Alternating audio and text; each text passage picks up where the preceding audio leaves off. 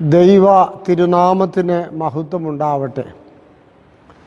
Kuwait cent Gregorios orthodox മഹാ ഇടവക വികാരി ബഹുമാനപ്പെട്ട ജിജു ജോർജ് അച്ഛൻ, സഹവികാരി ബഹുമാനപ്പെട്ട ലിജു പൊന്നച്ചൻ അച്ഛൻ, MGM എൻ്റെ സെക്രട്ടറി പ്രിയപ്പെട്ട ജോബി ജോൺ അവർകൾ, മറ്റ് മാർ ഗ്രിഗോറിയോസ് ഓർത്തഡോക്സ് മൂവ്മെൻറ്റ് ചുമതലക്കാരെ, ഭാരവാഹികളെ, ഇടവകയുമായി ബന്ധപ്പെട്ട എല്ലാ പ്രിയപ്പെട്ടവരുമേ, എല്ലാവർക്കും ക്രിസ്തുയേശുവിൻ്റെ വലിയ നാമത്തിൽ ബലഹീനായ ഞാൻ സ്നേഹവന്ദനം പ്രത്യേകമായിട്ട് അറിയിക്കുന്നു. കുവൈറ്റ് മഹാ ഇടവകയിൽ വരുവാനായിട്ട് 2 വർഷമായിട്ട് സാധിക്കുന്നില്ല. നിങ്ങളുടെ ആത്മീയ ഇടയൻ എന്നുള്ള നിലയിൽ എല്ലാ വർഷവും ഇവിടെ വന്നുകൊണ്ടിരുന്നതാണ്. എന്നാൽ ഇപ്പോഴത്തെ പ്രത്യേകമായ സാഹചര്യത്തിൽ വരുവാൻ സാധിക്കുന്നില്ല. ദൈവം അനുവദിച്ചാൽ വീണ്ടും നിങ്ങളെ കാണുവാൻ ദൈവത്തിൽ പ്രത്യാശിക്കുന്നു. കൊറോണയുടെ ഈ പ്രതികൂല അവസ്ഥയിലും MGM ആധ്യാത്മിക സംഘടന പ്രാർത്ഥനായോഗങ്ങൾ ക്രമമായി നടക്കുന്നു എന്ന് ഞാൻ അറിയുന്നതിൽ ദൈവത്തെ സ്തുതിക്കുന്നു. 2021-22 1 വർഷം നീളുന്ന പ്രാർത്ഥനായോഗം ജൂൺ മാസത്തിലെ പ്രാർത്ഥനയോടുകൂടി ആരംഭിക്കുകയാണ്. ഓരോ മാസത്തിലെയും സബ്ജക്റ്റ് ഓരോ പ്രത്യേകമായ സബ്ജക്റ്റാണ് എന്നുള്ളതും അഭിനന്ദനാർഹമാണ്. എല്ലാ പ്രിയപ്പെട്ടവരെയും ഒരിക്കൽ കൂടെ ദൈവകരങ്ങളിൽ സമർപ്പിച്ചുകൊണ്ട് നമുക്ക് ഒരുമിച്ച് പ്രാർത്ഥനയ്ക്കായിട്ട് ഒത്തുകൂടാം. ദൈവസന്നിധിയിൽ കണ്ണുനീരോടെ സമർപ്പിച്ച് പ്രാർത്ഥിക്കേണ്ട ഒരു കാലയളവാണ്. കാരണം ഈ മഹാവസന്ത മനുഷ്യൻ്റെ സർവ മേഖലകളെയും ത്രസിച്ചിരിക്കുന്നു. മനുഷ്യൻ്റെ പ്രത്യാശയും അവൻ്റെ എല്ലാ കാര്യങ്ങളും അസ്തമിച്ചിരിക്കുന്ന രീതിയിലേക്ക് കാര്യങ്ങൾ പോയിരിക്കുന്നു. മനുഷ്യനും ശാസ്ത്രവും കൈകോർത്ത് ഇതിനെ നേരിടുവാനായി ശ്രമിക്കുന്നുണ്ടെങ്കിലും അത് പൂർണ്ണമായി വിജയമായിട്ടില്ല. ദൈവം ഇടപെട്ടെങ്കിൽ മാത്രമേ ഇതിന് പൂർണ്ണമായൊരു ശമനം ഉണ്ടാവുകയുള്ളൂ എന്ന് ഞാൻ കരുതുകയാണ്. അതുകൊണ്ട് ദൈവത്തിങ്കിലേക്ക് നോക്കാം, നമുക്കൊരുമിച്ച് പ്രാർത്ഥിക്കാം. നമ്മ കഴിയുന്നിടത്തോളം നമ്മുടെ സഹജീവികളെ സഹായിക്കാം. നമ്മിലേക്ക് നോക്കി തിരുത്തുവാനുള്ളത് തിരുത്തുവാനും ഉള്ളൊരവസരമായി നാം ഇതിനെ കണക്കാക്കണം എന്ന് ഞാൻ ഓർപ്പിക്കുകയാണ്. ഈ പ്രാർത്ഥനായോഗത്തിൻ്റെ ആദ്യത്തെ ഈ യോഗത്തിൽ തന്നെ സംബന്ധിക്കുവാനും ഇത് ഈ വർഷത്തെ പ്രാർത്ഥനായോഗ പരമ്പര സമാരംഭിക്കുവാനും ബലഹീനായ എനിക്ക് സാധിച്ചതിൽ സന്തോഷമുണ്ട്. പ്രിയപ്പെട്ട എല്ലാവരെയും ഒരിക്കൽ കൂടെ ദൈവകരങ്ങളിൽ സമർപ്പിക്കുന്നു. ഈ മാസത്തിലെ വിഷയം കുടുംബം മനുഷ്യനിലെ ദൈവീക പദ്ധതി എന്നുള്ളതാണല്ലോ. ഇതിനെ അധികരിച്ച് വലിയ ഒരു ദീർഘമായ ക്ലാസ്സോ പ്രഭാഷണമോ നടക്കുവാൻ ഞാൻ സമയം അനുവദിക്കുന്നില്ല. എങ്കിലും വളരെ സംക്ഷിപ്തമായിട്ട് ചില കാര്യങ്ങൾ പറയുവാൻ ഞാൻ ആഗ്രഹിക്കുകയാണ്. ഉൽപ്പത്തി പുസ്തകം നാം പഠിക്കുമ്പോൾ കുടുംബം എന്നുള്ളത് ദൈവം ആരംഭിച്ച ഒരു ഇൻസ്റ്റിറ്റ്യൂഷനാണ്. കുടുംബം സമാരംഭിച്ചതിന് ശേഷമാണ് സന്യാസം ആരംഭിക്കുന്നത്.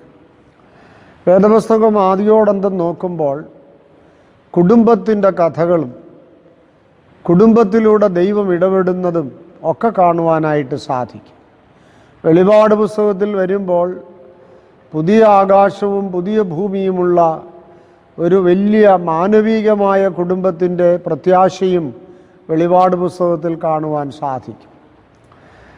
ഇടയനായ ദൈവവും എല്ലാവരും ഒന്നു ചേർന്ന് ദൈവത്തെ ദൈവികമായി പോകുന്ന ഒരു ഡിവൈൻ ഫാമിലി കോൺസെപ്റ്റ്, അത് പുതിയ ആകാശവും പുതിയ ഭൂമിയും എന്നുള്ള ഒരു പുതിയ കോൺസെപ്റ്റും വേദപുസ്തകത്തിലെ അവസാന പുസ്തകമായ വെളിപാടിൽ നമുക്ക് കാണുവാൻ സാധിക്കും.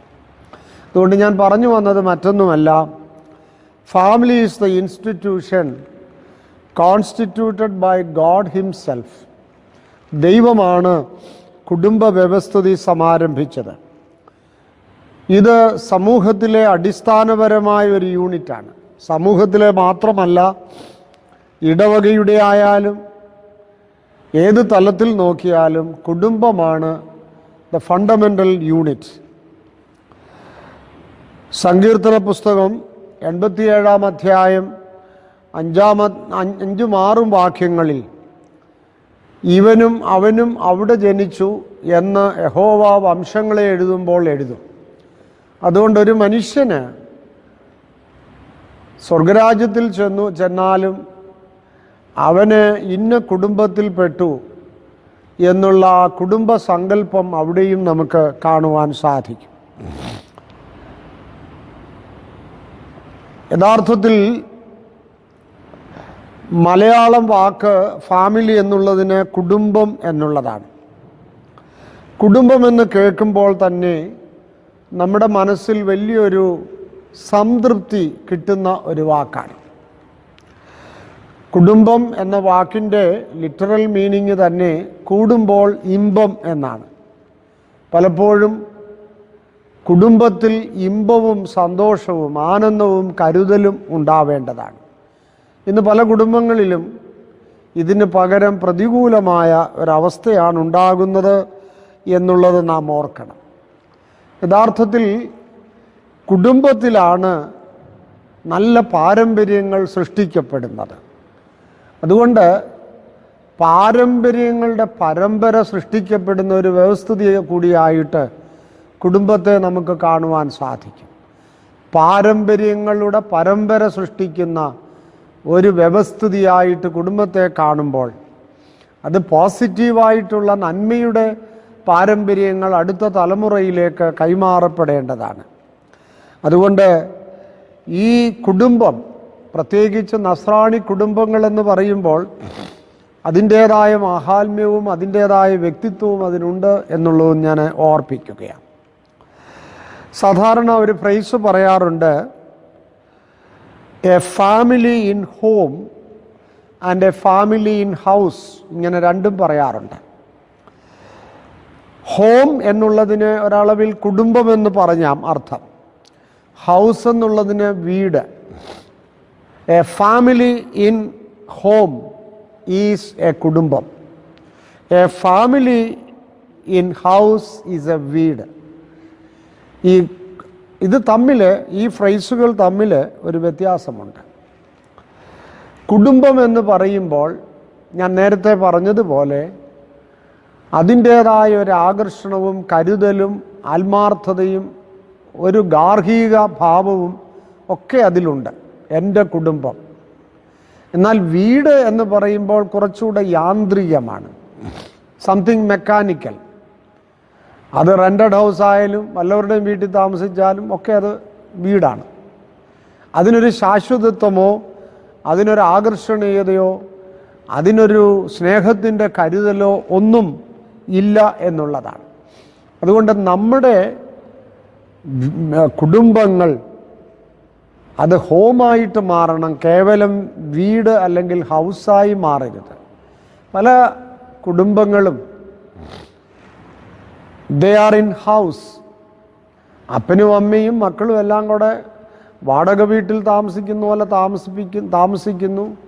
ഓരോരുത്തർക്കും അവരവരുടേതായ ഇഷ്ടവും അനിഷ്ടങ്ങളുമുണ്ട്. ഓരോരുത്തർക്കും അവരുടേതായ ബന്ധങ്ങളുണ്ട്. പാരസ്പര്യത വളരെ നന്നേ കുറവാണ്. കരുതലും സ്നേഹവും ആത്മാർത്ഥതയും നന്നേ കുറവ്. ഇങ്ങനെയുള്ള ആധുനിക കുടുംബങ്ങൾ, എന്തിനേറെ പറയുന്നു, ക്രൈസ്തവരുടെ ഇടയിലും ആ ഒരു ടെൻഡൻസി ഇന്ന് വർദ്ധിച്ചു വരികയാണ്. അത് പ്രത്യേകമായിട്ട് നാം ഓർക്കേണ്ടതാണ്. മനുഷ്യൻ്റെ ഉൽപ്പത്തിയുടെ ചരിത്രം പഠിക്കുമ്പോൾ തീർച്ചയായിട്ടും ആദ്യത്തെ വ്യവസ്ഥിതി എന്ന് പറയുന്നത് മനുഷ്യൻ ഒരു നൊമാഡിക് ആയിട്ടുള്ള, അതായത് സഞ്ചാരി, എവിടെയെങ്കിലും ഉറച്ചു നിന്ന് ജീവിക്കുന്ന സ്വഭാവമല്ല, ഇങ്ങനെ ഊടാടി സഞ്ചരിക്കുന്ന ഒരു മനുഷ്യ സമൂഹമായിരുന്നു ആദിമ ചരിത്രം, മനുഷ്യൻ്റെ ഉൽപ്പത്തിയുടെ ചരിത്രം നാം പഠിക്കുമ്പോൾ നമുക്ക് കാണുവാൻ സാധിക്കുന്നത്. മാൻ was A nomadic group of people. ഈ നൊമാഡിക് സിസ്റ്റത്തിൽ നിന്നാണ് അഗ്രിഗേറ്റഡ് ആയിട്ടുള്ള സെറ്റിൽഡ് അഗേറിയൻ സിസ്റ്റം ഉണ്ടാവുന്നത്. മനുഷ്യൻ അതിനുശേഷം ചരിത്രത്തിൽ എവിടെയെങ്കിലും താവളമുറപ്പിച്ച് കൃഷി ചെയ്ത് സെറ്റിൽഡ് ഫാമിലി ആയിത്തീരുന്നു. അവിടെയാണ് കൂട്ടുകുടുംബ വ്യവസ്ഥിതി ആരംഭിക്കുന്നത്. കൂട്ടുകുടുംബ വ്യവസ്ഥിതി ഒരളവിൽ പറഞ്ഞാൽ വളരെ പോസിറ്റീവാണ്. പരസ്പരം കരുതുന്ന, സ്നേഹിക്കുന്ന അപ്പനും അമ്മയും വല്യപ്പനും വല്യമ്മയും റിലേറ്റീവ്സും എല്ലാം കൂടെ ചേർന്ന് പങ്കിടുന്ന ഒരു വലിയ അനുഭവം നമ്മുടെ പഴയ കൂട്ടുകുടുംബ വ്യവസ്ഥിതികളുണ്ടായി. അതും മാറി പിന്നീടാണ് ന്യൂക്ലിയർ ഫാമിലി ഇവോൾവ് ചെയ്യുന്നത്. ഞാനും എൻ്റെ ഭാര്യയും എൻ്റെ കുഞ്ഞുങ്ങളും. ന്യൂക്ലിയർ ഫാമിലി സിസ്റ്റം പിന്നീടാണ് ഉണ്ടാവുന്നത്. ന്യൂക്ലിയർ ഫാമിലി സിസ്റ്റം ഉണ്ടായതോടുകൂടി, ന്യൂക്ലിയർ ഫാമിലിക്ക് തമാശയായിട്ട് പറയാറുണ്ട് സ്കൂട്ടർ ഫാമിലി എന്ന് പറയാറുണ്ട്. എന്ന് പറഞ്ഞാൽ ഒരു സ്കൂട്ടറെ അപ്പനും അമ്മയും ഒരു കൊച്ചും കാണും. ന്യൂക്ലിയർ ഫാമിലി അല്ലെങ്കിൽ തമാശയായിട്ട് പറഞ്ഞ സ്കൂട്ടർ ഫാമിലി സിസ്റ്റം ആധുനിക സമൂഹത്തിൻ്റെ സൃഷ്ടിയാണ്. അവിടെ സ്വാർത്ഥതയാണ് കൊടികുത്തി വാഴുന്നത്. അയൽക്കാരെ അറിയാൻ വയ്യ, ബന്ധുക്കളെ അറിയാൻ വയ്യ, ഞാനും എൻ്റെ ഭാര്യയും എൻ്റെ കുഞ്ഞും.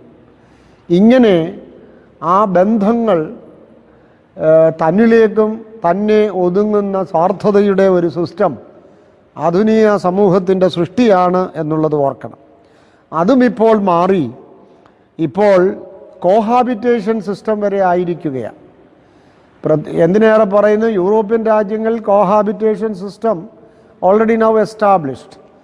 നമ്മുടെ കൊച്ചു കേരളത്തിൽ പോലും ഇപ്പോൾ കോഹാബിറ്റേഷൻ, കല്യാണം കഴിക്കുന്നില്ല, ഒരു സ്ത്രീയും പുരുഷനും രജിസ്റ്റർ ചെയ്തോ ചെയ്യാതെയോ ഒരുമിച്ച് ജീവിക്കുന്നു. ഈ കഴിഞ്ഞ ദിവസത്തെ പത്രങ്ങളിൽ നിങ്ങൾ അറിഞ്ഞിട്ടുണ്ടോ എന്നറിയാൻ ഇവിടുത്തെ പത്രങ്ങളിൽ കണ്ടു. 2 കുഞ്ഞുങ്ങളുള്ള ഒരു സ്ത്രീ, 2 കുഞ്ഞുങ്ങളിലുള്ള ഒരു പുരുഷൻ അവരുടെ ആദ്യകാല സ്പൗസസിനെയൊക്കെ ഉപേക്ഷിച്ചിട്ട് 2 പേരും കൂടെ 2 ജാതിയിൽപ്പെട്ടവരാണ്, ഒരുമിച്ച് ജീവിക്കുകയായിരുന്നു. ഇപ്പോൾ 6 മാസമായൊരു കൊച്ചുമുണ്ട്. എന്തോ പറഞ്ഞു, അവൻ മണ്ണെണ്ണ ഒഴിച്ച് അവളെ കത്തിച്ചു. ഇതാ കോഹാബിറ്റേഷൻ സിസ്റ്റം. അവർ കല്യാണമൊന്നും കഴിച്ചിട്ടില്ല, ഒരുമിച്ച് ജീവിക്കുക. അപ്പം രജിസ്റ്റർ ചെയ്ത് കഴിഞ്ഞാൽ ഒരുമിച്ച് ജീവിക്കാനുള്ള രജിസ്ട്രേഷൻ ഇപ്പം കിട്ടും. അങ്ങനെയുള്ള സിസ്റ്റത്തിലേക്ക് കോഹാബിറ്റേഷൻ സിസ്റ്റം, പണ്ട് ചിന്തിച്ചുകൊണ്ടിരുന്നത് കോഹാബിറ്റേഷൻ സിസ്റ്റം വെസ്റ്റേൺ രാജ്യങ്ങളിൽ മാത്രമേ ഉണ്ടായിരുന്നു എന്നാണ്. ഇന്ന് എന്തിനേറെ പറയുന്നു, നമ്മുടെ കേരളത്തിലും നമ്മുടെ മധ്യത്തിലും ഒക്കെ ഈ ആധുനികതയുടെ ഭാഗമായി കോഹാബിറ്റേഷൻ സിസ്റ്റം വന്നിട്ടുണ്ട്. ഇവിടൊക്കെ നാം കാണുന്ന ഒരു പ്രധാനപ്പെട്ട കുഴപ്പം ആ ക്രൈസ്തവ കുടുംബത്തിൻ്റെ പരിശുദ്ധിയും അതിൻ്റെ സാക്ഷ്യവും അതിൻ്റെ ക്രൈസ്തവമായ മൂല്യങ്ങളും നഷ്ടപ്പെടുന്നു. തലമുറകൾ, ആധുനിക തലമുറ ദൈവവും മനുഷ്യനെ സ്നേഹവുമില്ലാതെ ഐഡോൺ കൾച്ചർ എന്നുള്ള ഇപ്പോഴത്തെ യൂത്തിൻ്റെ ഒരു ആധുനിക യുഗത്തിലേക്ക് വരികയാണ്.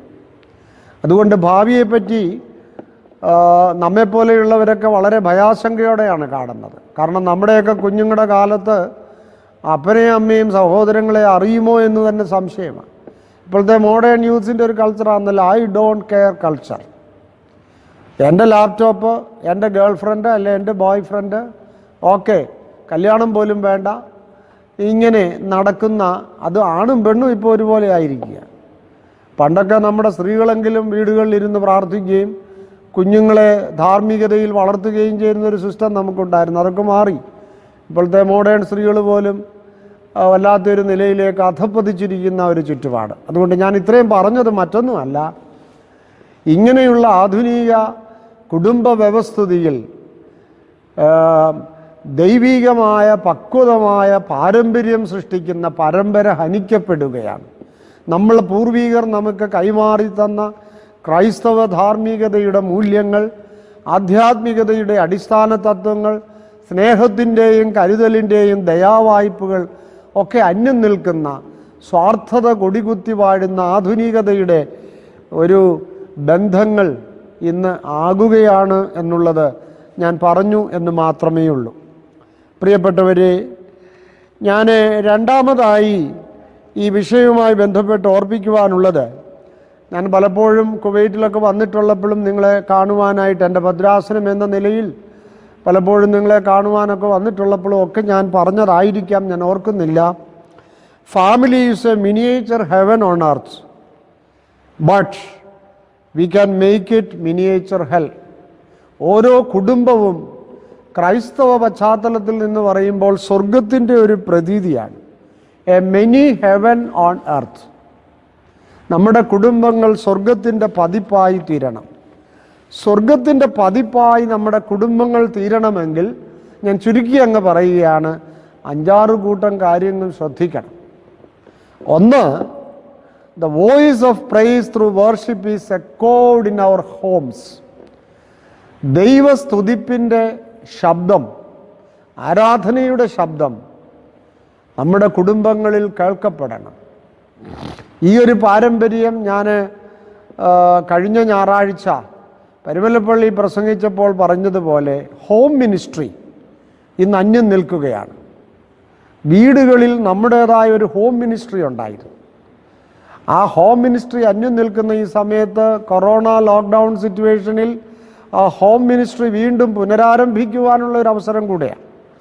അതുകൊണ്ട് ദൈവസ്തുതിപ്പിൻ്റെ ഈരടികൾ, പ്രാർത്ഥനയുടെ ശബ്ദം നമ്മുടെ കുടുംബങ്ങളിൽ കേൾക്കപ്പെടുമ്പോൾ ആ കുടുംബം സ്വർഗത്തിൻ്റെ മിനിയേച്ചർ കോപ്പി ആയിട്ട് തീരും. രണ്ടാമത്, sharing of non selfish love and inter relationship should exist in our homes. നിസ്വാർത്ഥതയുടെ, ആത്മാർത്ഥതയുടെ, സ്നേഹത്തിൻ്റെ പാരസ്പര്യത, സ്നേഹത്തിൻ്റെ കരുതലിൻ്റെ പാരസ്പര്യത നമ്മുടെ കുടുംബങ്ങളിൽ ഉണ്ടെങ്കിൽ ആ കുടുംബം സ്വർഗത്തിൻ്റെ പതിപ്പാണ്. മറിച്ചാണെങ്കിൽ നരകമായിരിക്കും. അത് ഞാൻ പറയാതെ തന്നെ നിങ്ങൾക്കറിയാമല്ലോ.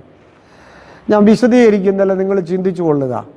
മൂന്നാമത്, ഒരു ദൈവ കേന്ദ്രീകൃതമായ കുടുംബമായിരിക്കണം നമ്മുടേത്. പലപ്പോഴും മദ്യത്തിനും ആസക്തികൾക്കും കേന്ദ്രീകൃതമായ കുടുംബം, പണത്തിൻ്റെ കേന്ദ്രീകൃതമായ കുടുംബം, അധാർമികതയുടെ കേന്ദ്രീകൃതമായ കുടുംബമല്ല, മറിച്ച് ദൈവീകതയുടെ, ആത്മീകതയുടെ കേന്ദ്രീകൃതമായ ഒരു കുടുംബ വ്യവസ്ഥിതി. അത് അപ്പനും അമ്മയും കുഞ്ഞുങ്ങളും കൂടെ നോക്കിയാലേ പറ്റത്തുള്ളൂ. ദൈവം കേന്ദ്രമായുള്ള ഒരു കുടുംബ വ്യവസ്ഥിതി, അതാണ് സ്വർഗത്തിൻ്റെ പതിപ്പ്. അല്ലെങ്കിൽ മറ്റെന്തിൻ്റെയെങ്കിലും കേന്ദ്രീകൃതമായി കുടുംബം ആയിത്തീരുന്നെങ്കിൽ അത് നരകത്തിൻ്റെ പതിപ്പായി തീരും എന്ന് ഞാൻ ഓർപ്പിക്കുകയാണ്. അടുത്തതായിട്ട്, ദൈവത്തിൻ്റെ പ്രകാശം, ദൈവീകതയുടെ ശോഭ, ദൈവികമായ നീതി, അത് നമ്മുടെ കുടുംബങ്ങളിൽ ഉണ്ടാവണം. ദൈവനീതിയെക്കുറിച്ചൊന്നും ഞാനിപ്പം പ്രസംഗിക്കുന്നില്ല. പക്വമായ ബന്ധങ്ങളാണ് നീതി എന്ന് പറയുമ്പോൾ ഇതൊക്കെ കുടുംബങ്ങളിൽ ഉണ്ടാവണം. അതുപോലെ തന്നെ ഏറ്റവും പ്രധാനമായിട്ട് അടുത്തതായിട്ട് പറയാനുള്ളത് സംതൃപ്തി, a sense of contentment and satisfaction should prevail in our home. എനിക്കിന്ന് 100 രൂപ വരുമാനമേ ഉള്ളൂ, ആ 100 രൂപയ്ക്ക് ദൈവത്തിന് സ്തോത്രം പാടി നമ്മുടെ ചെലവുകൾ 100 രൂപയ്ക്കകത്ത് ഒതുക്കി ജീവിക്കുവാൻ പഠിക്കണം. So we should be satisfied with what God has given to us. ദൈവം തന്നതിൽ സംതൃപ്തമായി സംതൃപ്തിയുടെ അനുഭവം ഉണ്ടാവണം. ഏറ്റവും അവസാനമായി പറയുമ്പോൾ ഈ കാര്യങ്ങളെല്ലാം ഒത്തുചേരുമ്പോഴാണ് നമ്മുടെ കുടുംബങ്ങൾ സ്വർഗത്തിൻ്റെ പതിപ്പായി തീരുന്നത്. മറിച്ചാണെങ്കിൽ നമ്മുടെ കുടുംബങ്ങൾ നരകത്തിൻ്റെ പതിപ്പായി തീരും. അതിന് നാം തന്നെ മുൻകൈ എടുത്താലേ പറ്റുകയുള്ളൂ. ഇനിയും മൂന്നാമത് നിങ്ങളുടെ സ്നേഹത്തോടെ എനിക്ക് ഓർപ്പിക്കുവാനുള്ളത്, കുടുംബത്തിൽ ഒരു ഹൈറാർക്കിയുണ്ട്. ആ ഹൈറാർക്കി എന്ന് പറയുന്നത് അത് ലൗകികമായ ഒരു ഹൈറാർക്കിയുണ്ട്, ഒരു സീക്രട്ട് ഹൈറാർക്കിയുണ്ട്. ഞാൻ നേരത്തെ പറഞ്ഞതുപോലെ ഓരോ കുടുംബവും ഒരു അടിസ്ഥാന യൂണിറ്റാണ്.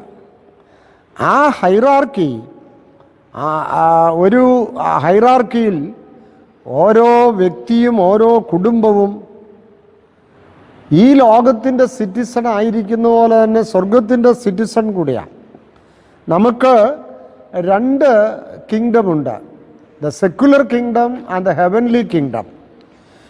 പരിശുദ്ധനായ മത്തായി ശ്ലീഹായുടെ സുവിശേഷം 5-ാം അധ്യായം 20-ാം വാക്യത്തിൽ പറയുന്നുണ്ട്, നിങ്ങളുടെ നീതി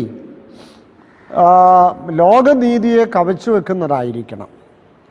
അപ്പോൾ ലോകത്തിലെ നീതിയും ലോകത്തിലെ നിയമവും നമ്മൾ അനുസരിക്കുമ്പോൾ തീർച്ചയായിട്ടും സ്വർഗത്തിലെ പൗരനെന്ന രീതിയിൽ സ്വർഗത്തിലെ നീതിയും സ്വർഗത്തിലെ ആ ഒരു കടമകളും നാം പാലിക്കുവാൻ കൂടെ തയ്യാറാകണം.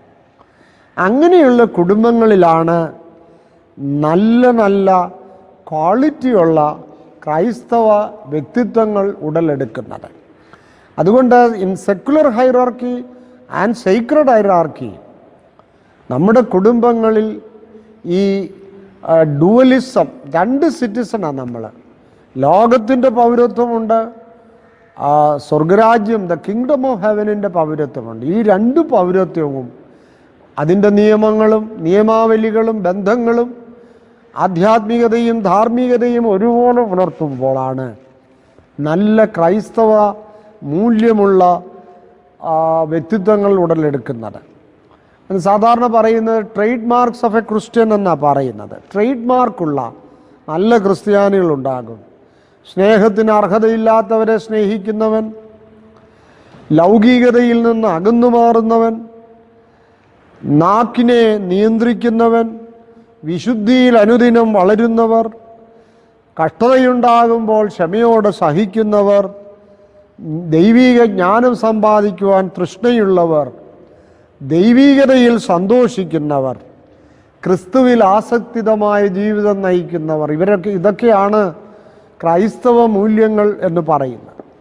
ഇത് ജീവിതത്തിൽ പുലർത്തുന്ന നല്ല വ്യക്തിത്വങ്ങൾ ഇങ്ങനെയുള്ള ഒരു ഹൈറാർക്കിയിൽ മാത്രമേ ഉടലെടുക്കൂ എന്നുള്ളത് ഞാൻ ഓർപ്പിക്കുകയാണ്. അടുത്ത ഒരു ആശയമായിട്ട് ഞാൻ പറയുവാൻ ആഗ്രഹിക്കുന്നത്, ഇന്ന് ക്രിസ്തീയ കുടുംബങ്ങളിൽ ഒരുപാട് ഡിഗ്രേഷൻ, ക്രൈസിസ്, ബ്രേക്കേജ് ഒക്കെ ഉണ്ടാകുന്നുണ്ട്. അതിനൊരുപാട് കാരണങ്ങളൊക്കെ ഉണ്ട്. ഞാൻ ആ കാരണങ്ങളിലേക്കൊന്നും പോകുന്നില്ല. ആധുനിക യുഗമെന്ന് പറയുന്നത് LPG ഏജാണ്. Liberalisation, privatisation, globalisation. ഞാൻ പറഞ്ഞല്ലോ, എന്നേക്കാൾ കൂടുതൽ ആധുനിക യുഗത്തെക്കുറിച്ച് നിങ്ങൾക്കറിയാം. ഗ്ലോബലൈസേഷൻ, പ്രൈവറ്റൈസേഷൻ, ലിബറലൈസേഷൻ, ഇതൊക്കെ വന്നുപോയി. അപ്പോൾ ഇങ്ങനെയുള്ള ഒരു സിസ്റ്റത്തിലാണ് ഫാമിലി ബ്രേക്കേജ്. ഈവൻ ഇൻ ക്രിസ്തീയ കുടുംബങ്ങളിൽ പോലും ഫാമിലി ബ്രേക്കേജാണ്. ഞാനൊരു 9 കൂട്ടം കാരണം, ഒരു വിശദീകരണം, സമയമില്ലാത്തതുകൊണ്ട് വിശദീകരണമില്ലാതെ ഇന്ന് ക്രിസ്തീയ കുടുംബങ്ങളിൽ എന്തുകൊണ്ട് ബ്രേക്കേജ്, ക്രൈസിസ് ഉണ്ടാകുന്നു എന്നുള്ളതിൻ്റെ 9 കൂട്ടം കാരണങ്ങൾ ഞാൻ പറയാം. ഞാൻ വിശദീകരിക്കുന്നില്ല. 1, too much emphasis on individualism and privatisation within the family system. ഞാൻ വിശദീകരിക്കേണ്ടാന്നല്ലോ. അവനവനിസം, പ്രൈവറ്റൈസേഷൻ ഇന്ന് കുടുംബങ്ങളിൽ വർദ്ധിക്കുന്നു. ഞാനും എൻ്റെ സുഖവും എൻ്റെ നേട്ടവും, എൻ്റെ പേരും എൻ്റെ പെരുമയും, ഇതാണ് അവനവനിസം. തമാശയായിട്ട് പറഞ്ഞ അവനവനിസം, ഇൻഡിവിജ്വലിസം. രണ്ടാമത്തെ കാരണം, ഫാമിലി ബ്രേക്കേജിൻ്റെ രണ്ടാമത്തെ കാരണം, the impact of growing materialism and worldliness, ഭൗതികത്വത്തിൻ്റെയും ലൗകികത്വത്തിൻ്റെയും അതിപ്രസരം.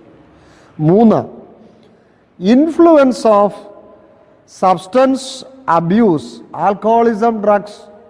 ഇതൊക്കെ ഇന്ന് ഭവനങ്ങളിൽ പഴയതിലും ഒക്കെ കൂടുതൽ ഉപയോഗിക്കുന്നുണ്ട്. ഇതും പല ഫാമിലിയും ബ്രേക്ക് ചെയ്യുന്നത് ഭർത്താവ് വെള്ളമടിക്കും, മറ്റു രീതിയിലാണ്. പിന്നെ എങ്ങനെ ഫാമിലി ഒരുമിച്ച് സന്തോഷമായിട്ട് ജീവിക്കാനൊക്കുന്നത്? അതാണ് ഒരു കാരണം. 4, impact of this is very important. പ്രത്യേകിച്ച് നമ്മുടെ ഇപ്പോഴത്തെ മോഡേൺ സമൂഹത്തിൽ impact of undue, unholy, secret relations in different levels. ഭാര്യ അറിയാതെ ഭർത്താവിനൊരു ബന്ധം, ഭർത്താവിനൊരു സമ്പാദ്യം, ഭർത്താവ് അറിയാതെ ഭാര്യയ്ക്കൊരു സമ്പാദ്യം, ഒരു ബന്ധം, കുഞ്ഞുങ്ങൾക്ക്. അഞ്ചാമത് influence of media and advertisement. മീഡിയയിൽ കൂടെ എന്തെല്ലാമാ ഞാൻ പറയാം, നിങ്ങൾക്കറിയാം. 6, moral degradation and lack of role models. പണ്ട് നമ്മുടെ വീടുകളിലൊക്കെ നല്ല അപ്പച്ചന്മാരുണ്ടായിരുന്നു, നല്ല അമ്മച്ചിമാരുണ്ടായിരുന്നു, അവരായിരുന്നു നമ്മുടെ റോൾ മോഡൽസ്. ഇന്ന് റോൾ മോഡൽ ഒരു ഫാമിലിയിലുമില്ല. പിന്നെ ആരെ കണ്ടാ പിള്ളേർ പഠിക്കുന്നത്? ഞാൻ തമാശയായിട്ട് പറയുക, ഒരു പള്ളിയിൽ ഞാൻ പോയി, പണ്ടായി കുറച്ചാളുകൾക്ക് മുമ്പാണ്, കൈമുത്താൻ വന്നിട്ട് ഒരു പ്രായപൂർത്തിയായൊരു പെങ്കൊച്ച് വളരെ അഗ്ലി ആയിട്ടൊരു ജീൻസും ഇട്ട് വല്ലാത്തൊരു അഗ്ലി ആയിട്ട് കൈമുത്താനായിട്ട് മുന്നോട്ട് വന്നു. അപ്പോൾ എനിക്ക് കണ്ടപ്പം വളരെ അഗ്ലി ആയിട്ട് തോന്നി, പള്ളിയിൽ ഈ വേഷത്തിലൊക്കെയാണോ വന്നിരിക്കുന്നത്. അപ്പോൾ ഞാൻ കൂടെ എന്ന ശുശ്രൂഷക്കാരോട് ചോദിച്ചു, ഈ കൊച്ചിൻ്റെ അമ്മ വരുമ്പോൾ ഒന്ന് കാണിക്കണം, അമ്മയോടൊന്ന് രഹസ്യമായിട്ടൊന്ന് പറയാം, തിരുത്തുന്നെങ്കിൽ തിരുത്തിക്കോട്ടെ എന്ന് പറഞ്ഞു. അവസാനം അമ്മ കൈമുത്താൻ വന്നുണ്ടെ ശുശ്രൂഷക്കാരെന്നോട് പറഞ്ഞു, തിരുമേനി അണ്ടാ വരുന്നതായി കൊച്ചിൻ്റെ അമ്മയെന്ന് പറഞ്ഞു. ഞാൻ നോക്കിയപ്പോൾ മോളേക്കാൾ അഗ്ലി ആയിട്ട് വരും. എന്തോ പറയാൻ, മോള് പിന്നെയും വേണ്ടുകില്ലെന്ന് തോന്നുന്നു, അമ്മ അതിനേക്കാൾ അഗ്ലി ആയിട്ടുള്ള എന്നാൽ ഒരു പള്ളിയുടെ സാഹചര്യത്തിൽ ഇടാൻ കൊള്ളാത്ത വേഷത്തിൽ വന്നിരിക്കും. അപ്പം ഞാൻ പറഞ്ഞ വേഷത്തെ ഞാൻ കുറ്റം പറയല്ല. അപ്പോൾ റോൾ മോഡൽസ് ഇന്നില്ല. ആരെ കണ്ട പിള്ളേർ പഠിക്കുന്നത്? തള്ളെ കണ്ട് പഠിക്കാൻ നോക്കുമോ? അപ്പനെ കണ്ട് പഠിക്കാൻ നോക്കുമോ? അപ്പോൾ lack of role models, lack of spiritual vision, experiences, basis, targets, ഇതൊന്നുമില്ല. ഒരു സ്പിരിച്വൽ ടാർഗറ്റ് ഇന്ന് കുടുംബങ്ങൾക്കില്ല. 8, attraction towards possessions and passions. ഞാൻ വിശദീകരിക്കുന്നില്ല. 9, lack of proper family leadership and guardianship. കുഞ്ഞുങ്ങളെ, ഭാര്യയെ, ഭർത്താവിനെ ഒന്ന് ഗാർഡിയൻ ചെയ്യുന്ന, ഓൺ ചെയ്യുന്ന ഒരു വ്യവസ്ഥയിൽ. മറ്റേ ആണെങ്കിൽ എനിക്ക് വേണ്ടി കരുതാൻ ഒരാളുണ്ട് എന്നുള്ളൊരു ഗാർഡിയൻഷിപ്പ് ഉണ്ടായിരുന്നു. അതും ഇന്ന് കുടുംബങ്ങളിൽ പോയിരിക്കുക. ഇതൊക്കെയാണ് ഇന്നത്തെ ആധുനിക ക്രൈസ്തവ കുടുംബങ്ങളിലെ ഫാമിലി ബ്രേക്കേജിൻ്റെ കാരണങ്ങൾ. നിങ്ങൾക്ക് ഒന്ന് പഠനത്തിനും ചിന്തയ്ക്കും വേണ്ടി ഞാൻ പറഞ്ഞു എന്ന് മാത്രമേ ഉള്ളൂ. ഞാൻ എൻ്റെ പ്രസംഗം നിർത്തുകയാണ്. പ്രായോഗികമായ പ്രാക്ടിക്കൽ സ്പിരിച്വാലിറ്റി നമ്മുടെ കുടുംബങ്ങളിൽ എങ്ങനെ ആധ്യാത്മികത വർദ്ധിപ്പിക്കുവാൻ സാധിക്കും എന്നുള്ള ഒരു 4-5 കൂട്ടം കാര്യം കൂടെ പറഞ്ഞ് ഞാൻ അവസാനിപ്പിക്കുക. The practical spirituality in home. അതും വിശദീകരിക്കുന്നില്ല, സമയം പോയതുകൊണ്ട്. 1, mutual respecting and accepting the dignity to each other. പരസ്പര ബഹുമാനം. അപ്പൻ അവിടെ തൻ്റെ ഭാര്യയെയും കുഞ്ഞുങ്ങളെയും അവരർഹിക്കുന്ന രീതിയിൽ ആദരിക്കണം, അംഗീകരിക്കണം. ഭാര്യ ഭർത്താവിനെയും കുഞ്ഞുങ്ങളെയും അവരർഹിക്കുന്ന രീതിയിൽ അംഗീകരിക്കണം, ബഹുമാനിക്കണം. Mutual accepting the dignity of each other. നമ്മൾ പറയാറുണ്ട്, ക്രിസ്തീയ കുടുംബങ്ങളിൽ പിരമിഡൽ ഹൈറാർക്കി അല്ല. പിരമിഡൽ ഹൈറാർക്കി എന്ന് പറഞ്ഞാൽ നിങ്ങൾക്കറിയാം, പിരമിഡ് പോലെ ഏറ്റവും മേളിൽ അപ്പന് വലിയ പൊസിഷൻ, അതിൻ്റെ താഴെ ഭാര്യ, അതിൻ്റെ താഴെ കുഞ്ഞുങ്ങൾ. ഇങ്ങനെ ഒരു പിരമിഡൽ ഹൈറാർക്കിയാണ് പണ്ട് കാലത്ത് നിലവിലിരുന്നത്. എന്നാൽ യഥാർത്ഥത്തിൽ ക്രൈസ്തവ കുടുംബങ്ങളിൽ പിരമിഡൽ ഹൈറാർക്കി ഓഫ് റിലേഷൻഷിപ്പ് അല്ല, മറിച്ച് കൊളീജിയൽ ഹൈറാർക്കി.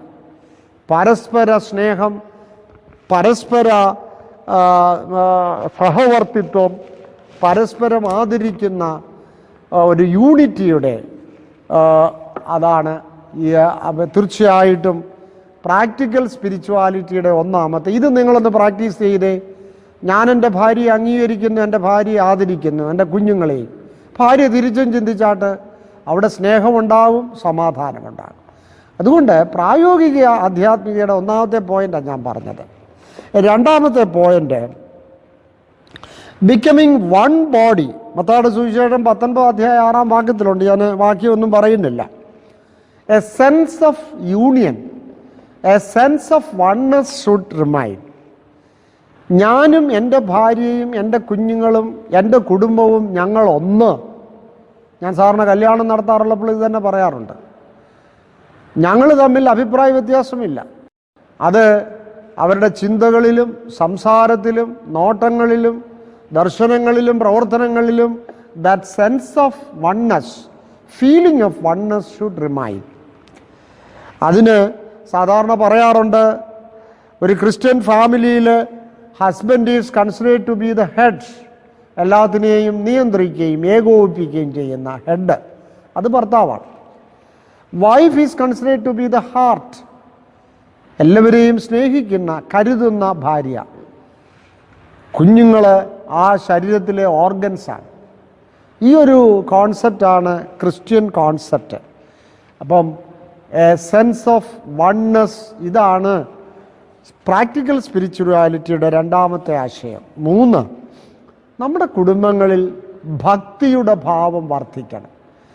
ഭൗതികത്വത്തിൻ്റെ നേട്ടങ്ങളുടെ, അധാർമികതയുടെ ഭാവമല്ല. കറക്റ്റായിട്ട് പ്രാർത്ഥിക്കുന്ന, നൊയമ്പ് നോക്കുന്ന, പള്ളിയിൽ പോകുന്ന, കുഞ്ഞുങ്ങളെ നല്ലപോലെ വളർത്തുന്ന ഒരു ഭക്തിയുടെ ഭാവം. ഭക്തിയൊന്നും ഞാൻ ഇപ്പം വിശദീകരിക്കുന്നില്ല. ഇതാണ് പ്രാക്ടിക്കൽ സ്പിരിച്വാലിറ്റിയുടെ 3ാമത്തെ ആശയം. 4, ഈ തൃത്വാധിഷ്ഠിത സ്നേഹം, ആ തത്വം, തൃത്വത്തിൻ്റെ തത്വം നമ്മുടെ കുടുംബങ്ങളിലും ആവിഷ്കരിക്കപ്പെടണം. പരിശുദ്ധ തൃത്വം, പിതാവും പുത്രനും പരിശുദ്ധ റൂഹായും ചേർന്ന തൃത്വം. തൃത്വത്തിൻ്റെ 3 പ്രിൻസിപ്പിൾസ് നമ്മുടെ പിതാക്കന്മാർ പറയാറുണ്ട്. തത്വം: 1 holiness, 2 oneness, 3 eternal love sharing. ഇതൊക്കെ വിശദീകരിക്കാൻ സമയമില്ല. ഹോളിനെസ്, പരിശുദ്ധി; 2 oneness in essence, in Uzziah, Uzziah എന്ന് ഗ്രീക്ക് വാക്കി പറയും. അതായത് in essence 1, unity; 3 eternal love sharing. ഇതാണ് തൃത്വത്തിൻ്റെ 3 തത്വങ്ങൾ.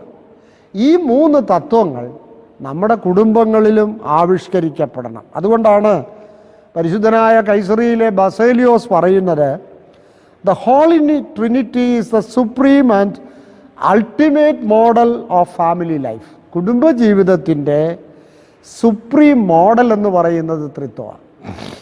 ഇതേക്കുറിച്ച് വിശദമായിട്ട് ഒരുപാട് ഞാൻ സംസാരിക്കുന്നില്ല, നിങ്ങൾ ചിന്തിക്കുക. ലാസ്റ്റ് 5ാമത് ഒരു കാര്യം കൂടെ പറഞ്ഞ് നിർത്തുകയാണ്. അതായത് 8 tips to be practised in family life. കുടുംബജീവിതത്തിൽ പ്രാക്ടീസ് ചെയ്യേണ്ട ഒരു 8 ടിപ്പ്. എനിക്ക് കുടുംബജീവിതമൊന്നുമല്ല, നോക്കിക്കണ്ടും മനസ്സിലാക്കിയ കാര്യങ്ങൾ പറയുക. 8 കൂട്ടം കാര്യങ്ങൾ നിങ്ങൾ പാലിക്കുമെങ്കിൽ കുടുംബജീവിതം സ്വർഗമാകും. 1, ഞാൻ ഇംഗ്ലീഷിൽ അങ്ങ് പറഞ്ഞ് പെട്ടെന്ന് നിർത്തുകയാണ്. Continuous motivation, striving and laboring in every level without an atom of laziness. 2, continuous, constant and faithful intra and intercommunication among the members. 3, perfect reliability, loyalty, fidelity and transparency in relations. 4, learn to solve the problems that arise in the family life themselves. നമ്മുടെ കുടുംബങ്ങളിൽ ചെറിയൊരു പ്രശ്നങ്ങൾ എന്തെങ്കിലും ഉണ്ടായാൽ ആരും അറിയാതെ ഭാര്യയും ഭർത്താവും തമ്മിൽ എന്തെങ്കിലും ഒരു അഭിപ്രായ വ്യത്യാസം ഉണ്ടായി കുടുംബം അവരുടെ കിടക്കയിൽ വെച്ച് തന്നെ അത് പറഞ്ഞ് സെറ്റിൽ ചെയ്യണം, അല്ല വെളി കൊണ്ടുപോകരുത്. 5, maintaining healthy and mature attitudes and behaviour. 6ാമത്തത് practising healthy, mature, positive and divine sexuality. അതും വളരെ ശ്രദ്ധിക്കേണ്ട ഒരു കാര്യമാണ്. 7ാമത്തെ കാര്യം observing financial discipline and budgeting. സാമ്പത്തിക കാര്യങ്ങളിൽ ഡിസിപ്ലിൻ വേണം, ബഡ്ജറ്റിംഗ് വേണം. 8ാമത് last, following always spiritual value based life. അതായത് ആത്മീക വാല്യൂസിന് ഊന്നൽ കൊടുക്കുന്ന ഒരു ജീവിതശൈലി. ഈ 8 ടിപ്സാണ് തിരുമേനി പറഞ്ഞു തന്നത്. ഈ 8 ടിപ്സ് നിങ്ങൾ കുടുംബജീവിതത്തിൽ പാലിക്കുമെങ്കിൽ ആ കുടുംബം സ്വർഗീയ കുടുംബമായി മാറും. അവിടെ നിന്ന് നല്ല കുഞ്ഞുങ്ങളുണ്ടാവും, നല്ല ഫാമിലി ഉണ്ടാവും. സഭയ്ക്ക് ആ കുഞ്ഞുങ്ങൾ നിമിത്തം നേട്ടമുണ്ടാകും, ലോകത്തിന് നേട്ടമുണ്ടാകും. ബലഹീനായി ഞാൻ എൻ്റെ വാക്കുകളെ നിർത്തുകയാണ്. എല്ലാ ആശംസകളും പ്രാർത്ഥനയും അറിയിക്കുന്നു. ദൈവം തൻ്റെ വലത്തിൽക്കരം നീട്ടി നിങ്ങളെല്ലാവരെയും വാഴ്ത്തി അനുഗ്രഹിക്കട്ടെ. നമുക്ക് പ്രാർത്ഥിക്കാം. പരിശുദ്ധ ബാവാതിരുമേനിക്ക് വേണ്ടി പ്രത്യേകം പ്രാർത്ഥിക്കാം. ബലഹീനായ എനിക്ക് വേണ്ടിയും ഭദ്രാസനത്തിനു വേണ്ടിയും നിങ്ങൾ പ്രത്യേകം പ്രാർത്ഥിക്കണം. അതുപോലെ തന്നെ നമ്മുടെ ലോകത്തിന് എല്ലാവർക്കും വേണ്ടി പ്രാർത്ഥിക്കണം. അയ്യോ, കഷ്ടപ്പെടുന്ന എത്രയോ നിങ്ങളുടെ അവിടെ തന്നെ നിങ്ങൾക്കറിയാം. ജോലിയൊക്കെ പോയി അനേകർ കഷ്ടപ്പെടുന്നുണ്ട്. എല്ലാവർക്കും വേണ്ടി പ്രാർത്ഥിക്കണം. ലോകത്തോട് ദൈവം ഇടപെടുവാൻ നമുക്ക് ഒരുമിച്ച് പ്രാർത്ഥിക്കാം. ദൈവമേ, അവിടുന്ന് കരുണ ചെയ്യണമേ എന്ന് പ്രാർത്ഥിക്കാം.